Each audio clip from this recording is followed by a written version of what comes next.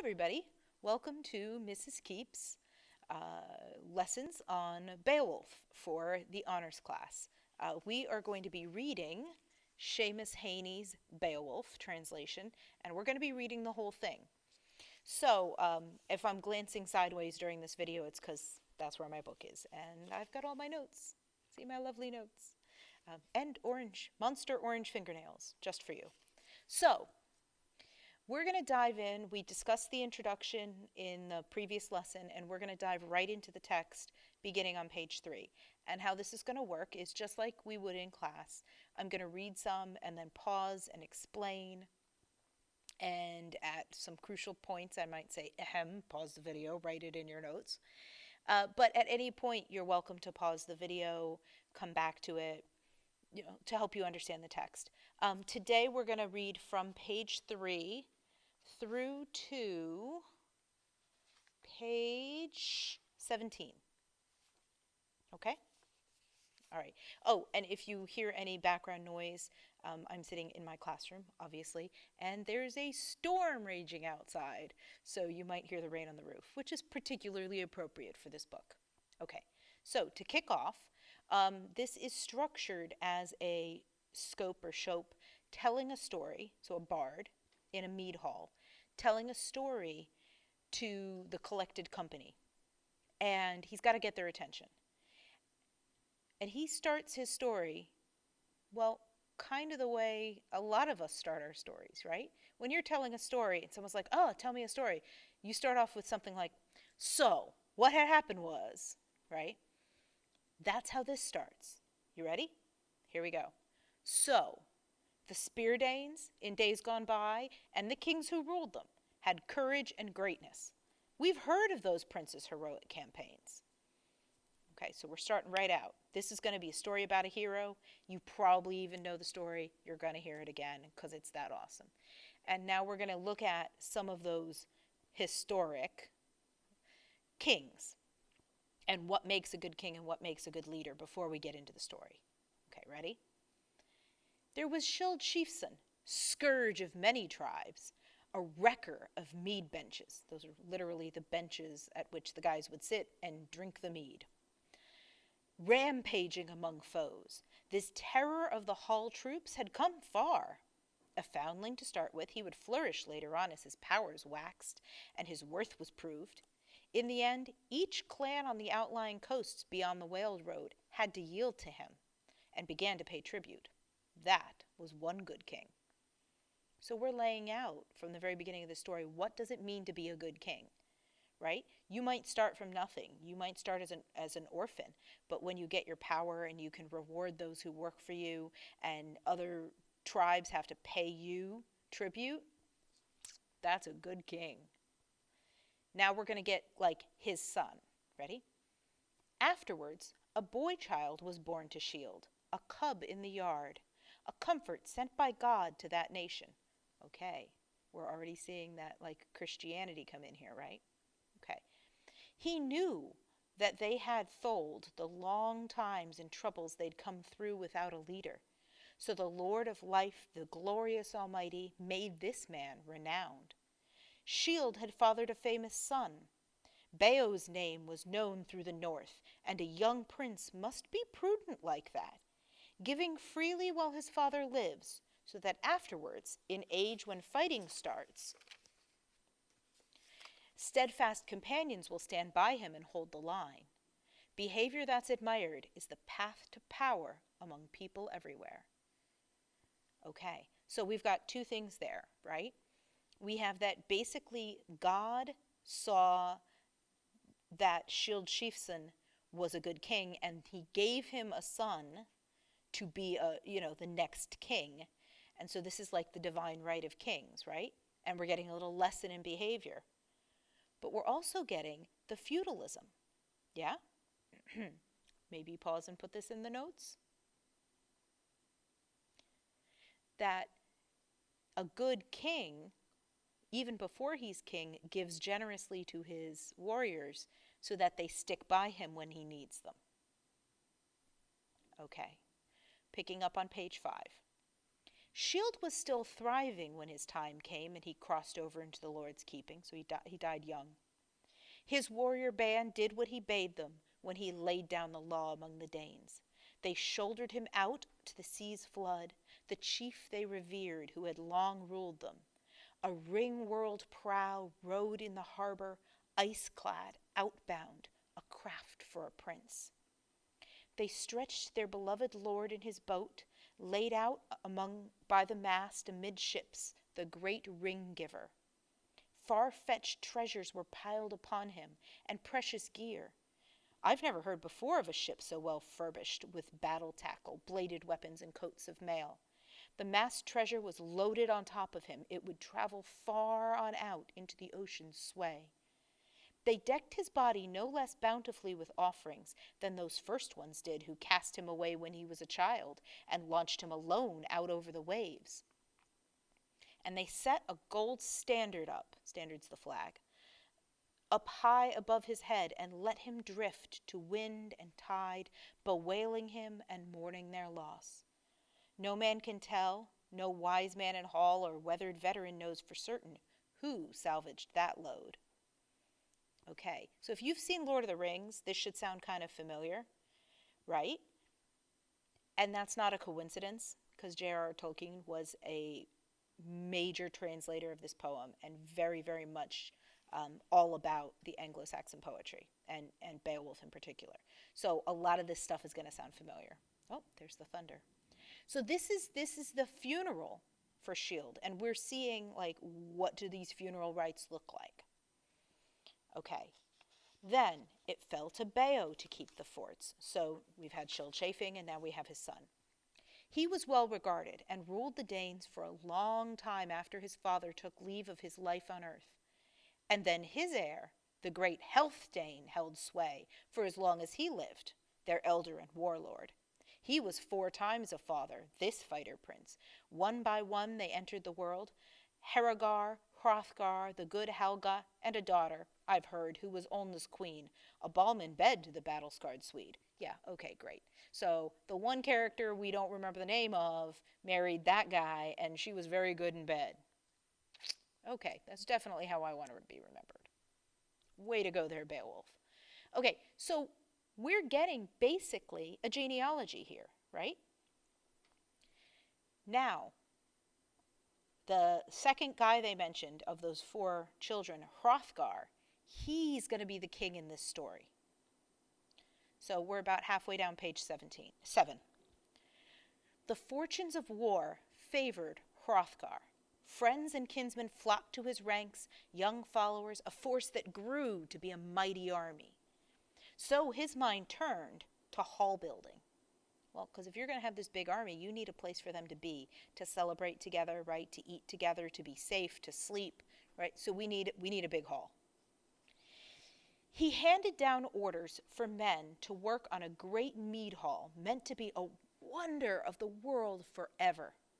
It would be his throne room, and there he would dispense his God-given goods to young and old, but not the common land or people's lives. Like, he doesn't have control over land, he doesn't have control over people. What he can hand out is gold, which they get by either tributes from other tribes, right? Or they get it by conquering somebody else and taking their stuff. Far and wide through the world, I have heard, orders for work to adorn that wallstead were sent to many peoples. And soon it stood there, finished and ready, in full view, the Hall of Halls. Heorot was the name, Heorot. He had settled on it, whose utterance was law. So he's named his hall. Nor did he renege, but doled out rings and torques at the table. Torques are those, like, gold headband things. The hall towered, its gables wide and high, and awaiting a barbarous burning. Oh, hello, foreshadowing. How are you today? Nice to meet you. How is this hall going to go down? Our author, in the description of how it's built, tells how it's going to end. It's going to get burned down. Why? This is a really interesting version of storytelling, isn't it? That doom abided, but in time it would come. So, like, his audience obviously knows what happened to this, and he's like, yeah, we all know what's going to happen, but not yet. The killer instinct unleashed among in-laws, the bloodlust rampant. Then, a powerful demon, prowler in the dark, nursed a hard grievance. It harrowed him to hear the din of the loud banquet every day in the hall, the harp being struck and the clear song of a skilled poet telling with mastery of man's beginnings, how the Almighty had made the earth, a gleaming plain girdled,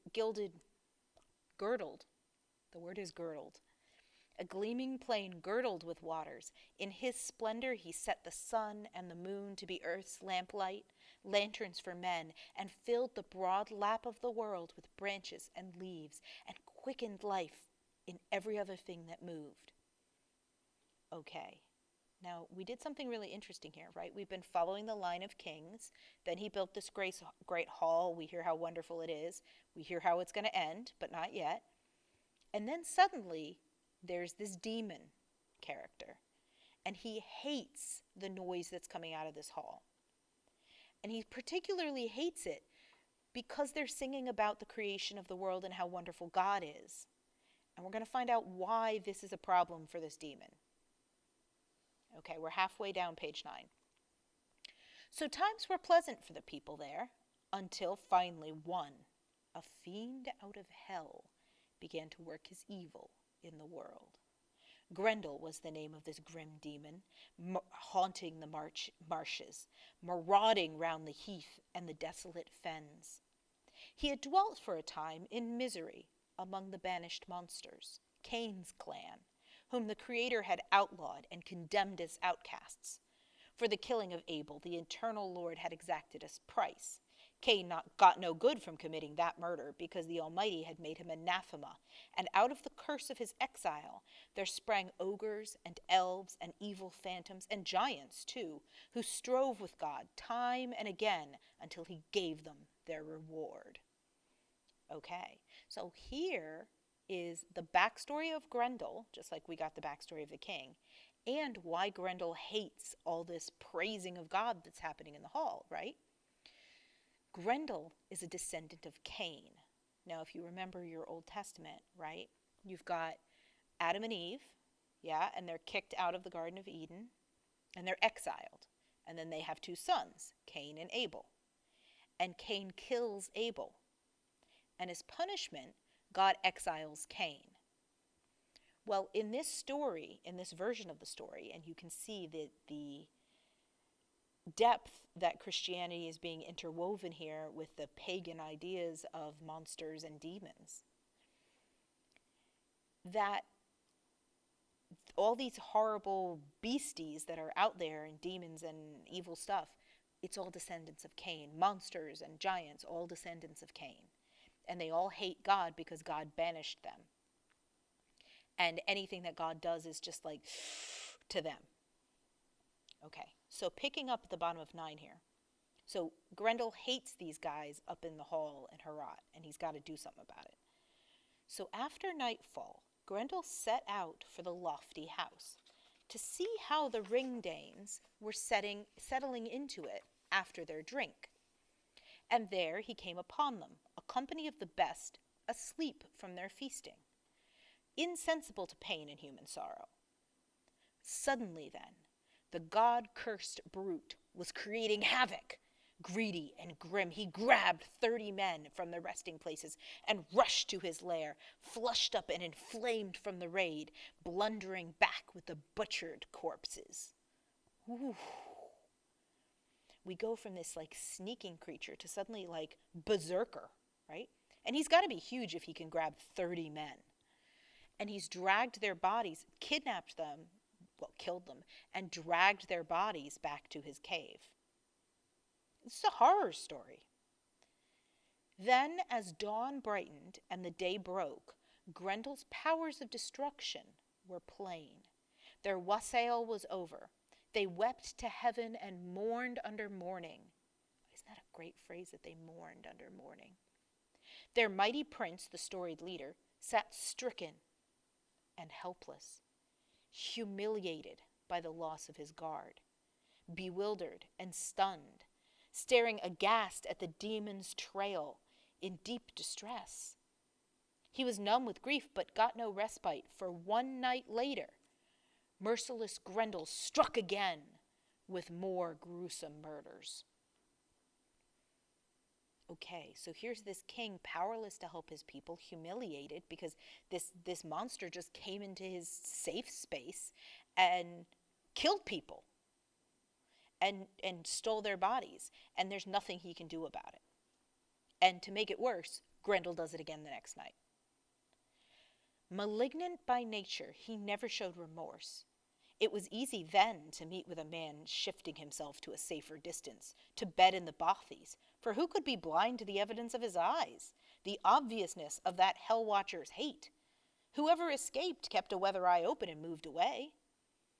Okay, now this is a problem, right? So the mead hall's the center of our community for these guys. And the only way to be safe, the only way not to get killed by Grendel is to leave and to sleep elsewhere and to go farther and farther and farther away, which just is destroying the community, right? Okay, so bottom of page 11 here. So Grendel ruled in defiance of right, one against all, until the greatest house in the world stood empty, a deserted wasteland. For 12 winters, seasons of woe, the Lord of the Shielding suffered under his load of sorrow. And so, before long, the news was known over the whole world. Sad lays being poems or songs, sad lays were sung about the beset king, the vicious raids and ravages of Grendel, his long and unrelenting feud, nothing but war, how he would never parley or make peace with any Dane to stop his death-dealing, nor pay the death price. No counselor could ever expect fair reparation from those rabid hands. All were endangered. Young and old were haunted and hunted down by that dark death shadow who lurked and swooped in the long nights on the misty moors. Nobody knows where those reavers from hell roam on their errands. That's a really creepy image, isn't it? Just this idea that something's always watching you, something's always out there, and you never know where it's coming from or where it's going to be. Ugh. The other thing we need to go back to is the idea of a death price, right? So back in the day, if you'd killed someone, you owed their family their death price. And that was in lieu of just revenge, right? If person A killed someone from family B could then turn around and kill person A, and then person A's family is going to want revenge, and that never ends well.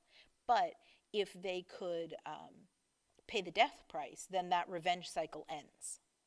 But Grendel doesn't play by anybody's rules. Grendel is not interested in paying any death prices. He's just going to come in and kill everybody and eat everybody and wreak havoc night after night for like 12 years. Okay, so everybody's in danger from Grendel, right?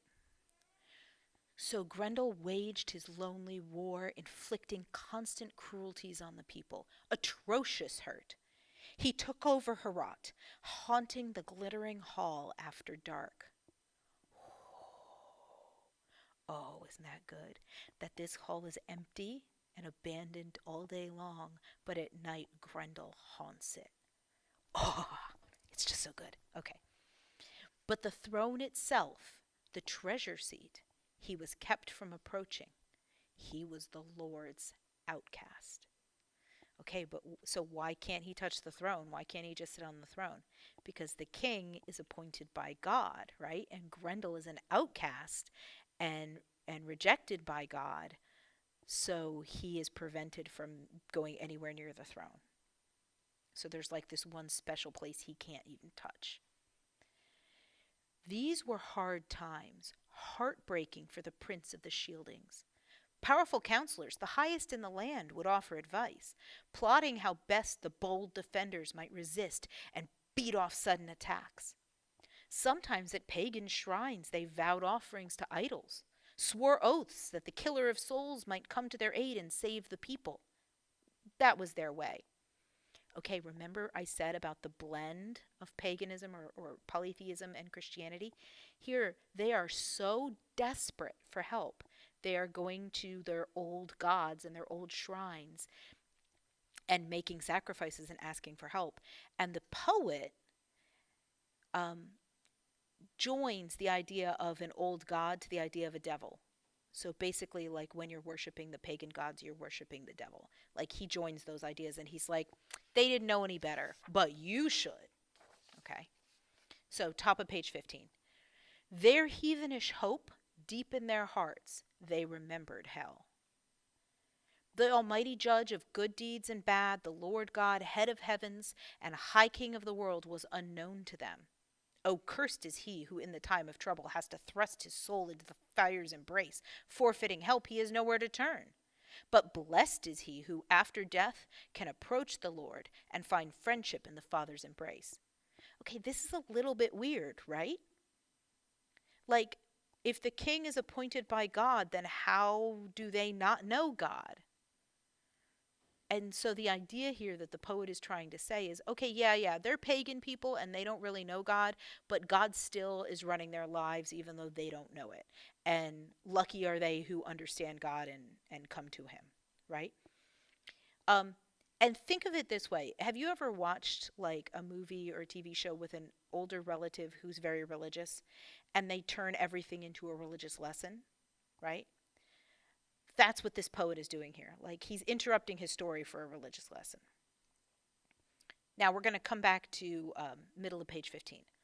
So that troubled time continued. Woe that never stopped. A steady affliction for Healfdane's son. Remember, that's Hrothgar. Too hard an ordeal. There was panic after dark. People endured raids in the night, riven by the terror. So this is just awful, and it's gone on for years, and there's nothing anybody can do about it, and even, asking the pagan gods for help hasn't worked. So we are in a horrific, terrible situation here. Until middle of page 15. When he heard about Grendel, Higelac's Thane was on home ground over in Geatland. Okay, so we are over in Geatland now. We're out of Denmark. And Hygelac is the lord. So our poet is telling us here, like, hey, Beowulf, who we're going to meet in a second, he doesn't belong to this kingdom. He belongs to another kingdom, and he's loyal to another lord. He's a thane, so he's a warrior who works for this lord. There was no one else like him alive. In his day, he was the mightiest man on earth, highborn and powerful. Okay, way to pump this guy up. He ordered a boat that would ply the waves. He announced his plan to sail the Swan's Road. Isn't that a great way to say an ocean, the Swan's Road? And search out that king, the famous prince who needed defenders. Nobody tried to keep him from going. No elder denied him, dear as he was to them. Instead, they inspected omens and spurred his ambition to go. Whilst he moved about like the leader he was, enlisting men, the best he could find, with 14 others, the warrior boarded the boat as captain, a canny pilot among coast and current. Time went by. The boat was on water, in close under the cliffs. Men climbed eagerly up the gangplank. Sand churned in surf. Warriors loaded a cargo of weapons. Shining war gear in the vessel's hold, then heaved out away with a will on their wood-wreathed ship. Okay, so Beowulf has gathered the best warriors he can find. They've piled the best gear in this ship, and they are going on a mission. And he's going to fight Grendel and save that kingdom. Over the waves, with the wind behind her and foam at her neck, she flew like a bird, until her curved prow had covered the distance. And on the following day, at the due hour, these seafarers sighted land, sunlit cliffs, sheer crags, and looming headlands, the landfall they sought. It was the end of their voyage, fast voyage, and the Geats vaunted over the side, out onto the sand, and moored their ship. There was a clash of mail and a thresh of gear. They thanked God for that easy crossing on a calm sea. Okay, and that's where we're going to pause for today, right at line 228.